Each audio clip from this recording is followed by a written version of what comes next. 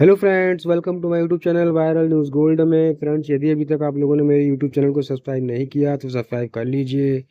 Video को share भी कर दीजिए क्योंकि मैं ऐसी जानकारी आप सबके लिए लाता रहता हूं। तो आइए चलते हैं वीडियो पर। पक्षकारों को शर्मिंदा किए बिना गवाहों की क्रॉस एग्जामिनेशन शीघ्रता से पूरी करें। माननीय दिल्ली हाईकोर्ट ने फैमिली कोर्ट को निर्देश दिया। माननीय दिल्ली हाईकोर्ट ने हाल ही में राष्ट्रीय राजधानी के सभी फैमिली कोर्ट को निर्देश दिया कि वे यह सुनिश्चित करें कि गवाहों की क्रॉस एग्जामिनेशन यथासंभव शीघ्रता से पूरी हो, जिससे पक्षों को कोई अनावश्यक परेशानी या शर्मिंदगी न हो। माननीय जस्टिस रेखापल्ली और जस्टिस सौरभ बनर्जी की खंडपीठ ने कहा कि फैमिली कोर्ट को यह सुनिश्चित करना चाहिए कि पक्षों के वकीलों को कई दिनों तक चलने वाली क्रॉस एग्जामिनेशन के दौरान अप्रासंगिक प्रश्न पूछने की अनुमति न हो।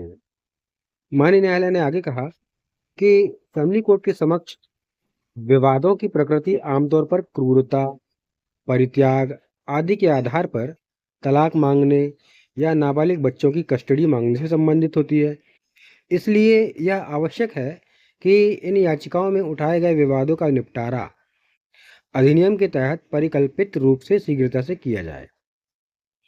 इसमें आगे कहा गया, हम फैमिली कोर्ट के समक्ष उपस्थित होने वाले सभी वकीलों से भी इस संबंध में सहयोग की अपेक्षा करते हैं, क्योंकि अनावश्यक रूप से जिरह में देरी करना दोनों पक्षों के हितों और फैमिली कोर्ट की मूल भावना के विरुद्ध है।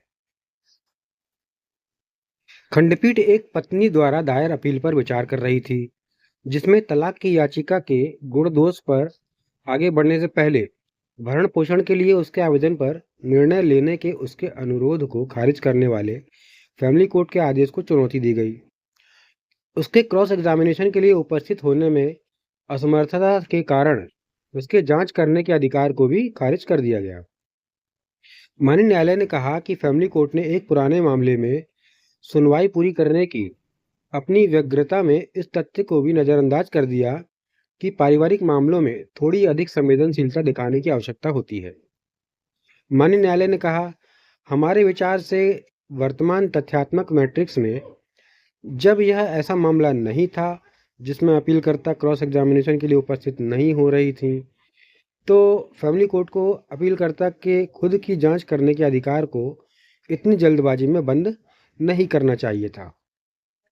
इसमें यह भी कहा गया कि फैमिली कोर्ट ने इस तथ्य को नज़रअंदाज कर दिया कि अपीलकर्ता पत्नी निजी संस्था में काम कर रही थी, इसलिए उसे आवेदन करने में छुट्टी मिलने की उम्मीद नहीं की जा सकती थी।